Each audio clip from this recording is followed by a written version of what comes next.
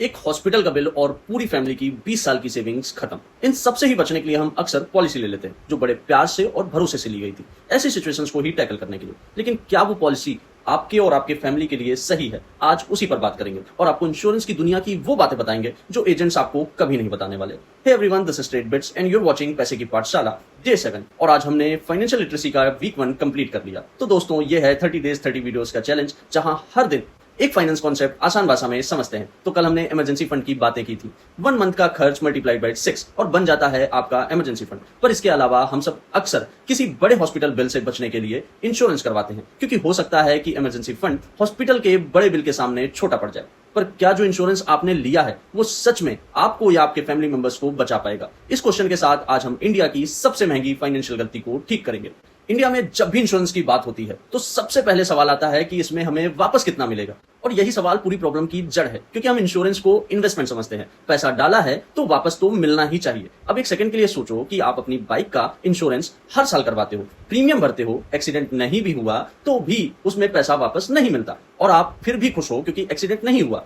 कभी किसी ने वहां नहीं सोचा कि यार इस साल एक्सीडेंट नहीं हुआ, पैसे वेस्ट हो गए। तो जब बाइक के लिए हम ये लॉजिक समझ सकते हैं तो फिर अपनी हेल्थ को, अपनी सेहत के लिए हम रिटर्न क्यों मांगने लगते हैं? तो दोस्तों, इंश्योरेंस एक खर्चा है, इन्वेस्टमेंट नहीं है, और ये जिंदगी का सबसे इंपॉर्टेंट खर्चा है। जैसे डे 3 में हमने एक बात की थी खाने के अनाज और बोने के बीज को लेकर, दोनों अलग हैं। वैसे ही इंश्योरेंस और इन्वेस्टमेंट भी अलग अलग हैं। जो प्रोडक्ट दोनों का वादा कर रहा है वही असली ट्रैप है। उस ट्रैप पर हम अभी आगे बात करेंगे इसी वीडियो में।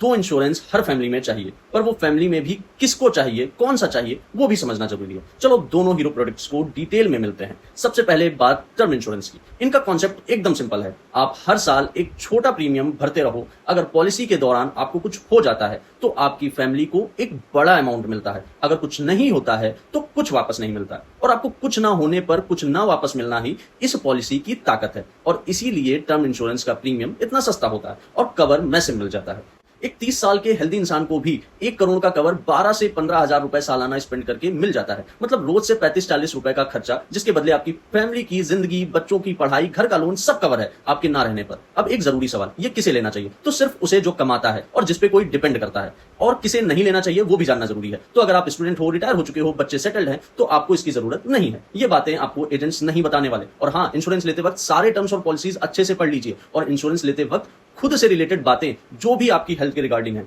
वो हर बात आपको सच बतानी है। छुपाया तो क्लेम के वक्त फैमिली को प्रॉब्लम होगी, और आपको ये सब करने का पूरा पॉइंट ही खत्म हो जाएगा। अब बात दूसरे हीरो हेल्थ इंश्योरेंस की, और ये वाला सबको चाहिए, सिंगल हो या फैमिली हो, जवान हो या फिर उम्र हो गई है, सबको। क्योंकि एक नंबर याद रखो, मेडिकल इन्फ्लेशन इंडिया में 14% के आसपास है। मतलब हॉस्पिटल के खर्च स्पीड से बढ़ रहे हैं। आज जो ऑपरेशन 5 लाख का है, 5-6 साल में 10 लाख का होगा। इसलिए फैमिली के लिए फैमिली फ्लोटर प्लान देखो। जितनी कम एज में लोगे उतना सस्ता मिलेगा, उतनी कम कंडीशन एक्सक्लूड होंगी। और हाँ, वो ट्रैप इंश्योरेंस प्लस इन्वेस्टमेंट, उससे थोड़ा दूर रहें, क्योंकि इनका रिटर्न अक्सर सिर्फ 4-5% ही रहता है, और कवर भी अक्सर छोटा होता है, जिससे आपके ना होने पर भी आपके फैमिली का लोन ना बंद हो पाएगा, ना ही उनका फ्यूचर प्रोटेक्ट हो पाएगा। और हाँ, सबसे इंपॉर्टेंट बात, अगर घर में एक ऐसी पॉलिसी है तो उसे बंद करने का तो बिल्कुल मत सोचने लगना, क्योंकि बीच में छोड़ना अक्सर आपको लॉस में ले जाता है। हर पॉलिसी का मैथ्स अलग है, कैलकुलेशंस अलग हैं। खुद उस पर रिसर्च करिए, खुद देखिए, और आपकी फैमिली के लिए कौन सा इंश्योरेंस बेटर रहेगा ये खुद समझ के उसके बाद इंश्योरेंस लीजिए। तो दोस्तों, आज का लेसन है इंश्योरेंस से रिटर्न मत मांगो, प्रोटेक्शन मांगो। और ये दो इंश्योरेंस हर फैमिली में होने ही चाहिए,